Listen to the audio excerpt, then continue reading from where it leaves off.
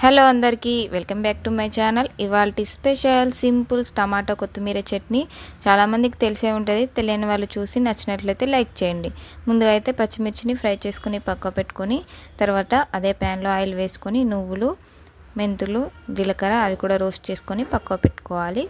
తర్వాత కట్ చేసుకున్న టమాటా ముక్కల్ని వేసుకొని కొంచెం రుచికి సరిపడా సాల్ట్, కలర్ కోసం పసుపు వేసి మూత పెట్టి ఉడికించుకోవాలి.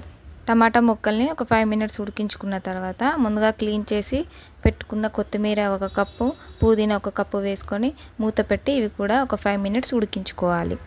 ఇవి మంచిగా మగ్గించుకున్న తర్వాత స్టవ్ ఆఫ్ చేసుకొని పక్క పెట్టుకొని చల్లార్చుకోవాలి.